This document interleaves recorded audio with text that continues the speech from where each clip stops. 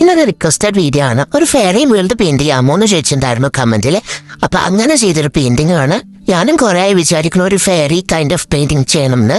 അങ്ങനെ പിൻട്രസ്റ്റിൽ കയറി നോക്കിയപ്പോ എനിക്ക് പെയിന്റിങ്സ് ഒന്നും കിട്ടിയില്ല. അവരൊരു ഇമേജ് കിട്ടി. അപ്പൊ അതിനെ ഇൻസ്പയർ ചെയ്തിട്ട് വരച്ചൊരു പെയിന്റിംഗ് ആണിത്. അപ്പൊ ആദ്യം ഒരു നൈറ്റ് സ്കൈ ആണ് വരച്ചു കൊടുക്കുക. പിന്നെ സ്റ്റാർസ് വരയ്ക്കാനായിട്ട് ഞാൻ ടൂത്ത് ബ്രഷില് കുറച്ച് വൈറ്റ് പെയിന്റ് ഡിപ്പ് ചെയ്തിട്ട് ഒന്ന് സ്പ്രേ ചെയ്ത് കൊടുക്കുകയാണ്. അങ്ങനെയാകുമ്പോൾ ഒരു നാച്ചുറൽ ലുക്ക് കിട്ടും. ഇനി വൈറ്റ് പെയിന്റ് വെച്ചിട്ട് ഒരു ജാറും അതൊന്ന് കുറെ ബട്ടർഫ്ലൈസ് പറന്നു പോകുന്ന പോലെയും കൂടെ ഒന്ന് വരച്ചു കൊടുക്കാം. പിന്നെ ബ്ലാക്ക് പെയിന്റ് വെച്ചിട്ട് കുറെ ഡീറ്റെയിലിംഗ് ഒക്കെ കൊടുക്കുന്നുണ്ട്. ഞാനിവിടെ ബ്ലൂ ബട്ടർഫ്ലൈ തന്നെയാണ് വരച്ചിരിക്കുന്നത്. നിങ്ങൾക്ക് വേണമെങ്കിൽ കളറൊക്കെ മാറ്റാം. ഫെയറി എന്ന് പറഞ്ഞാൽ പിന്നെ ഒരു മാജിക്കൽ ആണല്ലോ. അപ്പൊ ആ ഒരു മാജിക്കൽ ഫീൽ കൊടുക്കാനായിട്ട് ഞാൻ ഈ ബട്ടർഫ്ലൈസിന് ചുറ്റുമായിട്ട് ഒരു വൈറ്റ് കളർ ഒന്ന് സ്പ്രെഡ് ചെയ്ത് കൊടുക്കുന്നുണ്ട്. അതിനായിട്ട് നമ്മുടെ വൈറ്റ് പെയിന്റിലേക്ക് കുറച്ചധികം വെള്ളം മിക്സ് ചെയ്തിട്ട് അതിനൊന്ന് ഡൈല്യൂട്ട് ചെയ്തെടുക്കാം. എന്നിട്ട് അതിങ്ങനെ ഒന്ന് സ്പ്രെഡ് ചെയ്ത് കൊടുക്കാം. ഈ ഒരു കാര്യം ചെയ്യുമ്പോൾ നമ്മുടെ പെയിന്റിങ്ങും വേറെ ലെവലാകും.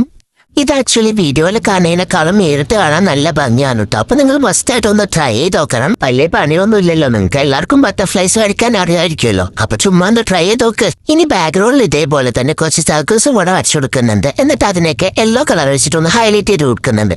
കാരണം ഞാൻ കുറച്ച് മിന്നാമിനീസിലാണ് ഉദ്ദേശിച്ചത്. ആൻഡ് ഫൈനലി താഴെ കുറച്ച് പുല്ലും കൂടെ വരച്ചു കൊടുക്കുക. ആദ്യം ബ്ലാക്ക് കളർ വെച്ചിട്ട് വരച്ചു കൊടുക്കുക. എന്നിട്ട് അത് ഡ്രൈ ആയിട്ട് യെല്ലോ കളറും ഗ്രീൻ കളറൊക്കെ വെച്ചിട്ടൊന്ന് ഹൈലൈറ്റും കൂടെ ചെയ്ത് കൊടുക്കാം.